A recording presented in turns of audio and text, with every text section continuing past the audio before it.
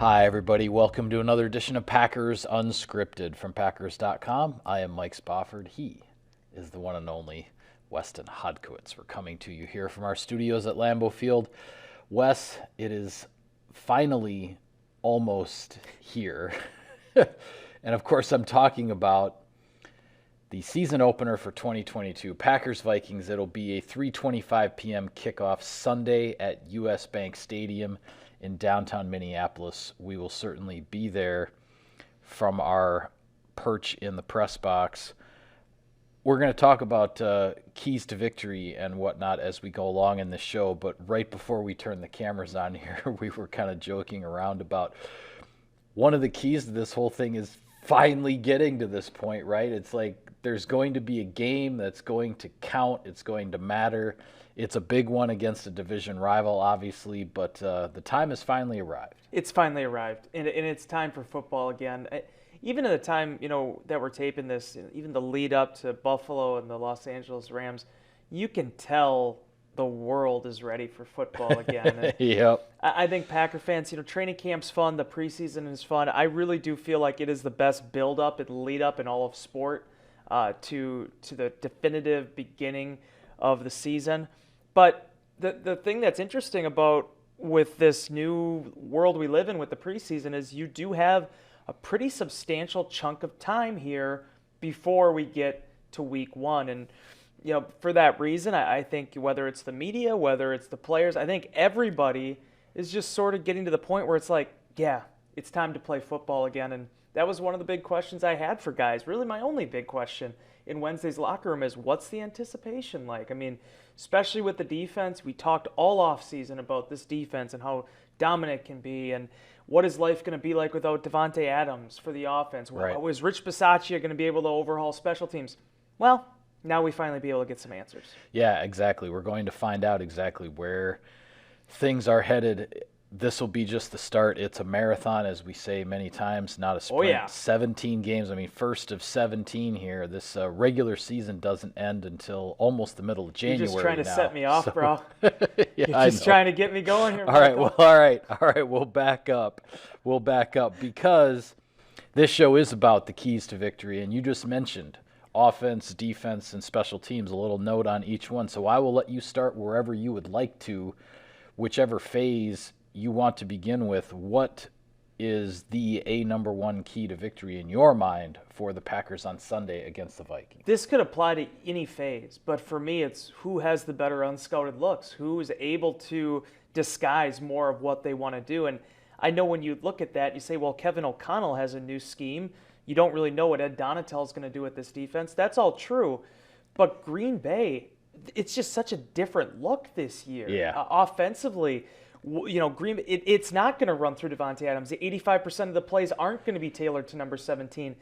We're all in the same boat. You and I watched every single training camp practice that was available to the media. Well, you really did. I saw most of them. Thank you, Canton.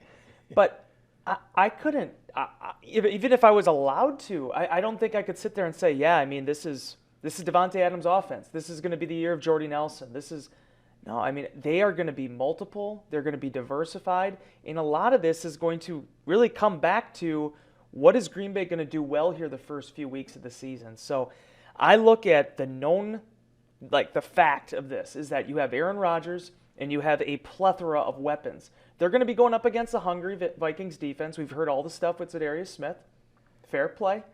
But Green Bay, what they've cooked up and what they've concocted offensively, I'm really eager to see if they can stress this new Minnesota defense because for me, without Mike Zimmer being there for the first time in 8 years, there are a lot of question marks there for the Vikings, despite the fact a lot of their personnel remains the same. Yeah, I agree with you. The matchup here with the Packers going up against this Vikings defense, it's the first time Aaron Rodgers is going to face a Vikings defense not being run by Mike Zimmer in 9 years. It's going to be a different feel and a different look in that regard with, as we talked about in our last show, some of the same cast of characters. Eric Kendricks is still out there. Daniil Hunter is still out there. Harrison Smith is still out there.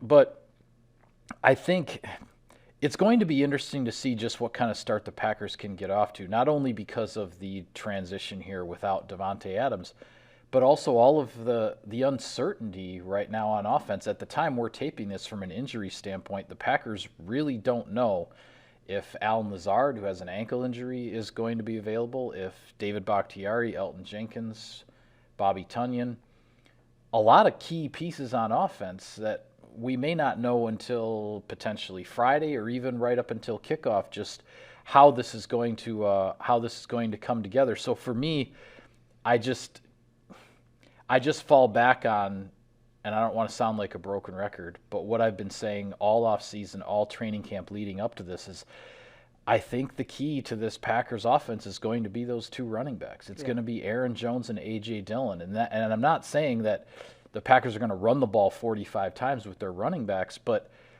if Aaron Jones and A.J. Dillon touch the ball a combined 45 times with runs and screen passes and maybe wheel routes and check downs and whatever else, it wouldn't surprise me, because these two guys are going to be on the field a lot together, and I think what the Packers are going to want to do, especially early in the season, is establish these are a couple of our bell cows here offensively, and then they're going to see how defenses are going to react to what they want to do. I made history on Wednesday night, Mike.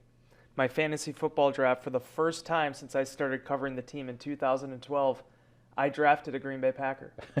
And that's not because I had anything against them in the past. It's the fact that I'm in a league with a bunch of homers that are always overdrafting Green Bay Packers that I can never get any of the top guys. I drafted A.J. Dillon.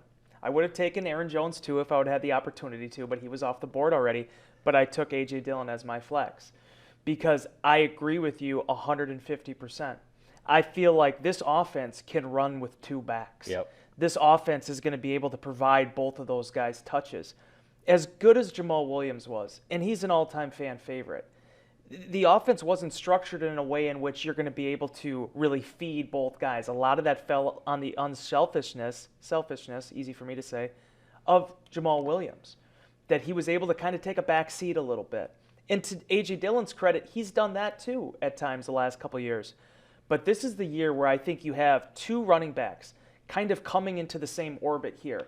Aaron Jones still at the peak of his power if he could stay healthy, and A.J. Dillon kind of being on that come-up. The Packers didn't throw him out there and say, hey, we're going to run you 330 times a year like they did at Boston College. They said, we're going to gradually bring you up. And what happened, Mike? He became a better pass protector. He became a better pass catcher. Yeah. He became the well-rounded back that Brian Gutekunst projected him to be back in 2020 when they took him in the second round. This is a very exciting time for the Green Bay Packers offense because I feel like whether it's the run, the pass, whatever, they have two backs that are going to be able to really get this team moving out of the gate. Yeah, and I think what Jones and Dillon give you the opportunity to do as an offense is to force the defense to defend the whole field. And what I mean by that, starting off, is horizontally, from sideline to sideline. If these two running backs are on the field together, and even if it is a pass play, you can have one of them be running being the check down receiver out to the left over by the sideline, and the other one running a wheel route down the right sideline. Yep. How is the defense going to match up to that and defend the entire field horizontally? And you get them stressed horizontally, then okay, now let's take our shot down the seam, where the Vikings, the middle of their defense with Kendricks and Harrison Smith, as we've talked about, it always seems like it's tough to attack the middle of the field against Minnesota. So now, and that could all look different with Ed Donatel and them switching to the 3-4 and all of that. But these two running backs, I think, give the Packers an opportunity to really challenge defenses in different ways that maybe we haven't necessarily seen when so much of the offense was running through Davante Adams. And that's what I'm really curious to see, what it actually looks like out there on the field come week one and as we go through the entire season. And doing it in stereo with one another. I think that's going to be a big part of this thing too, because a lot of years the Green Bay Packers, it was an offense that was kind of sitting on Aaron Rodgers' shoulders a little bit. You had a running back. We saw it in 2014 with Eddie Lacy. You did have backs at times that could shoulder the load. But a lot of it was letting Rodgers sort of create and building the rest of the offense out from there. I think what is most exciting to me is I've said it since the beginning of the offseason program, Mike, since the time in which Davante Adams was traded. I love that this is probably going to be a season in which Matt LaFleur can get back to the principles of his offense and what him and Kyle Shanahan and Sean McVay, all these guys have done so well. If you have a superstar, you feed that superstar. But sometimes when you have a lot of talented players, you use that depth to your advantage. I think that's going to be one of the big hallmarks of this team. Yeah, well, switching gears to the defensive side of things, as far as the keys here, I look back and I don't want to dwell too much on week 1 against New Orleans last year. But I did want to look back at a little bit of the play-by-play on paper of that game of just how did Joe Barry's defense get off to such a horrible start, right? Because it wasn't a good look on either side of the ball, but certainly there were a lot more expectations defensively with Joe Barry coming in as the new coordinator. And I was reminded in looking at things that they got off to a terrible start with third downs. There was in the New Orleans game there was a 3rd and 8 they gave up. Then there was a 3rd and 13 that turned into a 4th and 7, which then the Saints still converted on 4th down. There was a 4th and goal where they jumped offside. So the 3rd and 4th down situations that they got off to a terrible start there. But then not just in the first game, but over the first several weeks, remember the red zone problems. I mean, whatever it ended up being, I don't know, 19 or 20 times in a row or something, and I may be exaggerating. I don't remember the exact number because I've tried to put it out of my brain. But the Packers defense couldn't get a stop in the red zone for the longest time at the start of last season. I think those are always 2 key areas for any defense at any time. But the way the season started last year for Green Bay, to get off to at least a solid start with third downs and with red zone, I think is going to be a big key in this game and for the entire first month of the season. I agree, because people want to make jokes about Kirk Cousins, and I don't know where all that comes from. It's been something that's kind of followed him, I think, even going back to his Washington days. Kirk Cousins is a good NFL quarterback. And I don't care where you rank him in the hierarchy, but if you look at his stats against the Green Bay Packers, he's had a fair amount of success. Maybe not if you look at the wins and losses, but when you look at the completion percentage, when you look at the accuracy, the throws that he's able to make, and when they're in rhythm, there is a big difference between that Vikings offense and the one in which they're not. So I agree with you 100% in terms of the red zone, in terms of the situational offense, that's going to be key.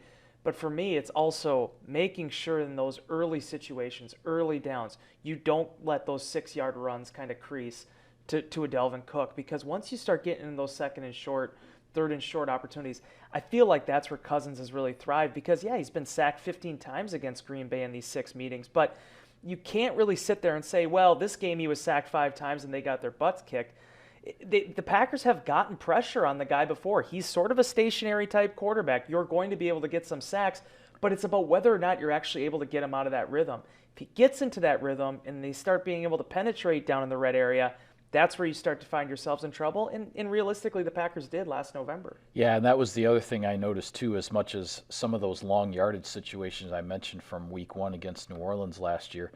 The early part of that game when the Saints jumped out 17-0, first 3 drives, 3 scores, a field goal, and 2 touchdowns. There were also several 3rd and 1 and 3rd and 2s in those, which as a defense you can't live there, right? I mean that's going to be a high percentage conversion rate for the offense. It's very tough to get off the field on 3rd and 1 and 3rd and 2. But then when you do get them in 3rd and 7 and 3rd and 8, that is when you have to get off the field. And the Packers just out of the gates last year really struggle in that regard. Now that being said, as much as we've talked about the injury issues and a lot of uncertainty on the offensive side, defensively the Packers are about as healthy as you could ask for right here. I think the only starter who's listed on the injury report is Darnell Savage. Yep. If I'm not mistaken, with he had the hamstring from back on family night. All indications are he's going to be ready to go. He certainly has indicated he plans to play. Health-wise, the Packers are where they want to be on the defensive side of the ball, and Joe Barry has to be pretty happy about that. And I know for Packer fans, you can't take the emotion out of it because it is emotional. You want your team to win, and there are big stakes with the division game right off the bat in week 1 on the road. But it's also going to be an entertaining ball game in terms of what the Vikings have offensively and how that's going to match up with Green Bay's defense. When you talk about the Justin Jeffersons and who potentially could be covering him, what is Jair Alexander going to be doing? Who is going to be in the slot? Although, we've seen Rasul Douglas there so much in the camp. They've talked about the flexibility of that spot. And certainly, as I already mentioned earlier, Delvin Cook is a difference maker. Kenny Clark was very complimentary of the offensive line that Minnesota's been building, and it's been a long, long process for the Vikings trying to get more stability there, but they've put in the resources to that position. So to me, I feel like this is going to be a game, and there's always going to be fits and starts. There's never really been a big blowout. I can't think of one during the Cousins era with the Vikings, but it is going to be about attacking early on and seeing who's able to kind of get their early first momentum. But the Packers, if it is the Packers, and you have the Jair Alexanders and the Devondre Campbells and some of these guys that are Rashawn Gary, everything we talked about during training camp, the Packers have guys with a lot of swagger. And the better they play, I feel like that's going to be a self-fulfilling prophecy. So it's going to be exciting to watch. Yeah, and on the special team side of things, you mentioned Rich Bisaccia earlier. Obviously, the Packers brought him in to create a culture change. We talked on previous shows about how some of the final roster decisions were geared toward special teams. Packers are looking to get off to a good start in that area, obviously, but they're going to have a heck of a challenge thrown at them right away because at roster cutdown time, the Vikings picked up Jalen Reagor, and it sounds like the Vikings special teams coordinator is putting him back there on punt return. This is his guy, and I know it was 2 years ago, and it was 2 special teams coordinators ago for the Packers, but Jalen Reagor ran one back against Green Bay when he was playing for the Philadelphia Eagles on a long punt return. So they know all about him, about his speed, his ability in that phase, and the Packers are going to be challenged right out of the gate here. It was really interesting listening to Chris Barnes, and Chris is such a thoughtful guy. We didn't get a chance to talk to him much in training camp, not from his own perspective, but just the media didn't really chat with him too much with Quay Walker coming in. But one of the things I asked him on Wednesday was about the special teams unit that Green Bay has assembled here, because we've talked so much about Rich Bisaccia and Keyshawn Nixon and Dallin Leavitt, Pat O'Donnell, all the changes they've made with incoming personnel. You kind of forget about the guys who were here last year, the guys that do have a chip on their shoulder, the guys that do want to, that are kind of tired of hearing about how special teams was sort of it was holding Green Bay back. And they're hungry to rectify that. And I go back to those off-season practices, Mike, and just the sense of urgency that Rich Bisaccia coached with. There was no coasting. It didn't matter if it was organized team activities, training camp, probably even if they were getting in line for the cafeteria. He had these guys really, really tightly, efficiently coached. And I feel like that culture shift you've seen, Aaron Rodgers has talked about it, Matt LaFleur has talked about it, that's going to translate in these settings. And the story I did on Jack Coco earlier this week, one of the things that kind of hit home for me a little bit was how Bisaccia tests these players. He gets after them, not because he wants to look like a tough guy, not because he wants to sit here and be the loudest guy in the room. He wants to put them through that type of chaos. He wants to see how it tests them from a fundamental standpoint. Because once that game starts, they're all on the same team, and whatever happens out there is going to reflect back on the entire team. So I think the mental side of this thing and the way Bisaccia coaches is just so next level. It's something I haven't seen before on special teams during my time covering the team. And I'm excited to see what those guys, specifically the ones that returned from last season, the Amari Rodgers, how they respond with wanting to prove they are better than what everybody said they were last season. Yeah, you're exactly right. The motivation is certainly there, and the culture has changed in that phase for the Packers on special teams. I still think it'll be a work in progress. As we talked about through training camp, the preseason games, it was about finding the right guys. Yep. Now Rich Bisaccia feels like he has his guys, so now he's going to coach and mold and direct and lead those guys to play the way he wants them to play. And it's not going to be perfect in week one, but the Packers certainly need to at least try to break even in that phase and then work toward as this evolves over the course of the season, work to be a special teams unit that can win that phase at least a fair amount of the time. And don't head to the bathroom during a punt. Don't go to the bathroom if you're going to be looking at a kickoff.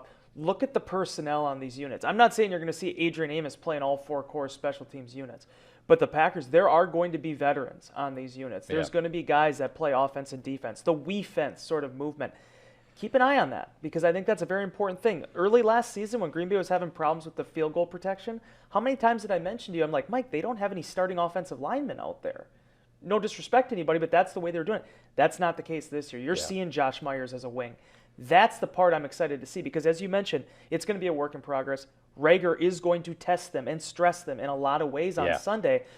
But there's going to be guys out there on that field that have seen Justin Jefferson. There's going to be guys on that field that have had to deal with some of the elite players in this league on offense and defense, and it's going to be fun to watch. All right, well, I'll take care of a little sponsor business here, and then I want to take a look around at what's going on elsewhere in the league in Week 1. Sirius XM NFL Radio delivers hard-hitting analysis and up-to-the-minute NFL news that true football fanatics need 24/7, 365. And at Cousin Subs, we have something for everyone, like our Wisconsin cheese curds, mac and cheese, golden fries, and creamy shakes, all paired with your favorite sub or sub in a bowl. Cousin Subs, 50 years of better. You like how fired up I got on special teams there? Yeah, Bisaccia is rubbing off on you, man. I'm going to grow a goatee. There you go. Week 1, always an interesting and what I always consider hands down the most unpredictable week in what is always an unpredictable league in general. Start with what else is going on in the NFC North, and that is the Bears and the Lions are both hosting games. Chicago at home against San Francisco. Detroit coming off of the summer of hard knocks. Yeah. I didn't watch this year. Everyone in the country got a look into their training camp. Except me, I guess. I saw maybe 1 or 1.5 episodes. I fell out of it. That was about it. Detroit at home against the Philadelphia Eagles. Now, both the road teams here, the 49ers and the Eagles, both teams with high hopes, with young quarterbacks, run-oriented offenses to a certain extent. Big challenges here at home for the other 2 teams in the NFC North, the Bears and the Lions. Yeah, I mean, 49ers and Eagles are going to win, so that's about it. Okay. I'm kidding. No, it is going to be tough sledding coming out of the gate. I love what I've read so far, though, about Detroit. I mean, the fact that it sounds like it's a sellout at Ford Field already. I mean, I think people have really rallied around Dan Campbell and the culture. I remember saying that to you last year. I'm like, the wins and losses really don't matter. It's about what are they kind of building there? What's the culture like? I mean, you saw that clip. I didn't watch Hard Knocks this year, but that clip of Jamal Williams just, almost in tears, telling those guys he's sick of losing. That he experienced winning for 4 years. They were better than what people thought they were last year. And you got to admit, I mean, that win over Green Bay to end the season, that put them into the offseason feeling okay about themselves. Like, we finished strong to be able to kind of stay, mentally with it. I mean, Amon-Ra St. Brown, I think, is going to be a talented player in this league. I think they found some young pieces there to build around. I just feel like if Jalen Hurts is as dynamic as everybody thinks he is and what they've built around him, I feel like Philly is going to be a team that's going to push Dallas for the top of that division. I would expect them to roll. I love Trey Lance. I always have. I'm excited about him. I wouldn't say I was on the gate with Justin Herbert right away. I love Justin Herbert. Yeah. I'm not saying I'm that high on him, but everything I've seen from the guy, I feel like this is the chosen one. North Dakota State has produced a few quarterbacks now, but there's just something about him. There's an it factor, and I love the fact that kind of like the Packers did with Aaron Rodgers and Brett Favre, didn't wait as long, but it just was sort of this commitment of, no, this is our guy. We're gonna commit to him. He's gonna be the one we're gonna run with, and I feel like that's the better play. Yeah. Well, year 2 for Dan Campbell in Detroit, and then the debut of Matt Eberflus in Chicago as the head coach, and with Luke Getsy, the former Packers assistant, running the Chicago Bears offense with their young quarterback in Justin Fields, the first-round pick from Ohio State from a year ago. That's the X factor. I mean, honestly, I think that's what it all comes down to. If Justin Fields is the truth, if he's as talented as they thought he was coming out, I feel like that the Bears are going to go as far as he goes this season. They aren't the most talented team, but if they have something there with Fields, I think they're going to be able to surprise some people. 2 interesting games as far as cross-conference AFC versus NFC that I wanted to touch on briefly. Cleveland is at Carolina, the Baker Mayfield revenge game or whatever. I love the way the whatever schedule you wanna makers did call it. this. It's crazy how that worked itself out. And then Kansas City at Arizona, Yeah. a very interesting AFC versus NFC matchup. Patrick Mahomes, Kyler Murray. Those are two games. Two games that are interesting for different reasons. The Baker Mayfield storyline is obviously the one that's going to dominate the first one. The other one, the Arizona Cardinals, a lot of high hopes, playing in a really tough division, and with what happened last year, they started out so strong. They were 7-0. They were the last undefeated team in the league. But then by season's end, they were flaming out in the wild card round with an absolutely dreadful January performance against their division rival Rams. So, the Cardinals, a team with a lot of high hopes, but yet a fan base that's a little skeptical, perhaps, as to just how much to buy into this team because of such an up and down roller coaster ride, so to speak, last year. It seems like to me it's Humpty Dumpty sitting on the wall. I mean, I wouldn't be surprised if Arizona makes a deep playoff run. I wouldn't be surprised if it falls apart this year. That's kind of the way I've sort of been sitting with this thing because, Cliff Kingsbury, there's definitely some, I don't want to say fire on him, but I mean, it wasn't great how it ended last season. I think everybody from the top down in Arizona talked about that. Kyler Murray, you've definitely put your wagon to this young man now. This is going to be the face of your franchise, and you hope that he takes those necessary steps. But you're going up against one of the preeminent teams in the National Football League right now. And I look at Kansas City, where they sit right now. It reminds me a lot of the Packers and sort of that aftermath of the Super Bowl 45, where Kansas City is going to be a team that's just going to threaten for 12 wins a year now, 13 wins a year. Yep. And that's a lot for Arizona to deal with out of the gates. I'm not saying Arizona has to absolutely win this thing, but you got to have a nice performance. You got to have something to give yourself some confidence. And then I want to just touch on quickly, it's just crazy how Cleveland, Carolina worked out. But then Monday Night Football, Denver going to Seattle. I mean, hey, it's like professional wrestling, right? You got to build the feuds, you got to build the rivalries, you got to get the interest up. What a better way to, finish Nathaniel Hackett, former Packers offensive coordinator, makes his head coaching debut with the Russell Wilson revenge game, or whatever you want to call it, with the longtime Seahawks quarterback going up against his old team right out of the gate in Week 1 on Monday Night Football. Packers-Vikings is obviously a big division game in Week 1. Another one that's interesting, the Las Vegas Raiders at the Los Angeles Chargers. The game that was the final primetime game in Week 18 last year is now a rematch in Week 1. It'll be obviously the Davante Adams debut with the Raiders, but a big game in the AFC West, a division that a lot of analysts are calling the best in the NFL as far as the depth of it, and the way that Week 18 game went last year with the overtime, and maybe they were going to tie and both go to the playoffs and all that. Well, now here they are squaring off again in Week 1. Should be interesting. Yeah, and Herbert, like I was just talking about, I mean, I think a guy that's definitely on the incline here, and seeing where his career is going to go. And the Raiders are an interesting spot, Mike, because the Davante Adams thing is a really interesting storyline, and obviously him reconnecting with Derek Carr. They have had a lot of trouble here, though, with the last 3 years of their draft classes. Like, I still wonder about the overall depth of that football team, because you can't basically miss on everybody and expect yourselves to be in a Super Bowl type form. Yeah, it's difficult to do that. This is not Major League Baseball. You can't just go buy everybody. you gotta be able to have some homegrown talent. So the Raiders are a very peculiar team to me, but for me, I look at the Chargers as in that very deep division as probably the one that's going to be able to push the Chiefs the most. Yeah, I thought the Chargers were a potential threat if they had gotten into the playoffs last year in the AFC because of the way Herbert was playing, and then it didn't work out that way for them. So, as you said, the arrow definitely pointing up for a quarterback like Justin Herbert. Last but not least, Sunday Night Football, which unfortunately we probably won't be able to watch because we'll be working on all of our post-game stuff for Packers-Vikings. But it turns out the first Sunday Night Football game of the year is a repeat of the Thursday night kickoff opener from last year. And of course, I'm talking about Buccaneers against the Cowboys. This time it's in Dallas. But two teams in the NFC, both considered contenders, potential favorites in their division.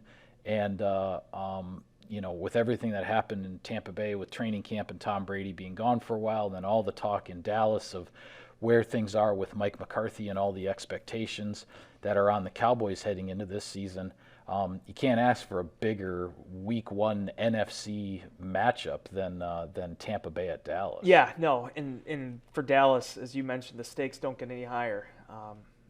Whether it's true or not, whether it's just subterfuge or just stuff that the media is kind of conjuring up, certainly these are questions Mike McCarthy's had to continually answer. So it's going to be interesting to see where that thing goes. A big win over Tampa, I think that's probably the outcome that would increase the most stock for either of these teams. But certainly there's questions to answer about Tom Brady too.